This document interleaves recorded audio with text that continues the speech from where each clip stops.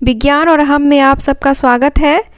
पिछले क्लास में हम लोगों ने एक सामान्य पुष्प की रचना के बारे में पढ़ा, उसके मेल पार्ट फीमेल पार्ट के बारे में पढ़ा कि उसमें सेपल्स क्या होते हैं, पेटल्स क्या होते हैं, स्टेमेन, पिस्टल यानी कि गाइनोसियम, उसके बाद एंड्रोसियम के बारे में हम लोगों ने जानकारी प्राप्त किया है। और इस क्लास में हम अब देखते हैं कि परागकण की क्रिया जो होती है, पॉलिनेशन की क्रिया, वो किस प्रकार होती है और इसको क्या कैसे होता है। परागकण हम लोग जानते हैं कि ये किस में पाया जाता है, परागकोश में, इनके एंथर में पाया जाता है। इनकी यह मेल जो पार्ट होता है उसमें पाया जाता है परागकण। परागकणों के परागकोश से निकलकर उसी पुष्प या उस जाति के दूसरे पुष्पों के वर्तिकाग्रहण की स्टिग्मा तक पहुंचने की क्रिया को क्या कहते हैं, परागगण यानी कि पॉलिनेशन की क्रिया कहते हैं। यह दो प्रकार की होती है। मतलब परागकण जो होते हैं वो क्या होते हैं, वो मेल पार्ट में पाए जाते हैं। छोटी छोटी कण होती है जो परागकोश में से निकलकर फिर उसी पुष्प या उस जाति के दूसरे पुष्पों के वर्तिकाग्रहण की स्टिग्मा तक पहुंचने की क्रिया होती है और इस क्रिया को पॉलिनेशन परागकण कहते हैं। यह दो प्रकार की होती है। एक होती है स्वपरागण यानी कि सेल्फ पॉलिनेशन और दूसरा होता है परपरागण यानी कि क्रॉस पॉलिनेशन।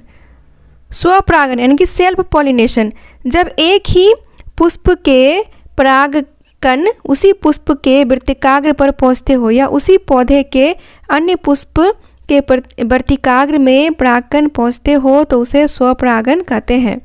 मतलब जब जैसे कि आप यहाँ चित्र में भी देख रहे हैं, है ना, और इस चित्र में भी देख रहे हैं कि जब एक ही पुष्प के परागकण, जैसे यहाँ ये परागकण निकला और फिर उसी पुष्प के वर्तिकाग्रहण की स्टिग्मा तब ये पराग जाके पहुँच गया तो उसको क्या बोलेंगे, स्वपरागण। या उसी पौधे के दूसरे यानी कि ए और बी में जो देख रहे हैं उसी पौधे के दूसरे पुष्प में पहुंच गया ये परागकण, पॉलन ग्रेन, तो उसको क्या कहते हैं, स्वपरागण। यानी कि एक ही पुष्प में या एक ही पौधे के दूसरे पुष्प में होने वाली जो पॉलिनेशन की क्रिया होती है उसको बोलते हैं स्वपरागण यानी कि सेल्फ पॉलिनेशन।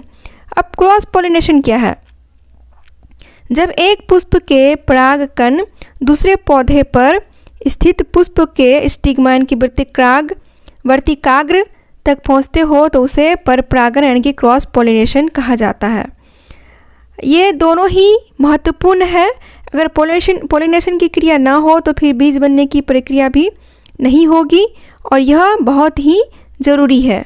एक फूल से दूसरे फूल तक परागकणों का यह स्थानांतरण वायु, जल अथवा वाहक प्राणियों जैसे कीट, चिड़िया आदि द्वारा भी संपन्न होता है और ये पॉलिनेशन की क्रिया होनी बहुत ही आवश्यक है। इसलिए हमारे लिए कीट पतंगे जितने सारे हैं, जितने सारे मधुमक्खियाँ हैं, कीट पतंगे हैं, तितलियाँ हैं, ये हमारे लिए बहुत ही लाभदायक है और ये जाने अनजाने में नेचर का, प्रकृति का एक बहुत ही बड़ी जिम्मेदारी निभाते हैं जो कि नेचर को, प्रकृति को पुनः विकसित होने में मदद करती है। तो आज हम लोगों ने इस क्लास में क्या समझा कि पॉलिनेशन की क्रिया किसे कहते हैं।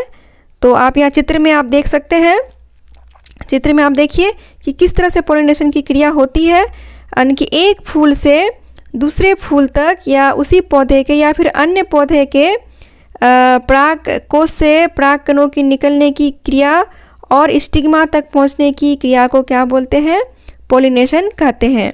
पॉलिनेशन दो प्रकार की होती है, स्वपरागकण और परपरागण यानी कि सेल्फ पॉलिनेशन और क्रॉस पॉलिनेशन। सेल्फ पॉलिनेशन जो होती है वो एक ही पौधे के फूलों में होती है और क्रॉस पॉलिनेशन जो होती है वो एक पौधे से दूसरे पौधे के बीच में होती है। यानी कि दूसरे पौधे के पुष्पों के साथ जब वर्तिकाग्र पर पॉलन ग्रेन पहुंचते हैं तो उसको क्रॉस पॉलिनेशन कहते हैं।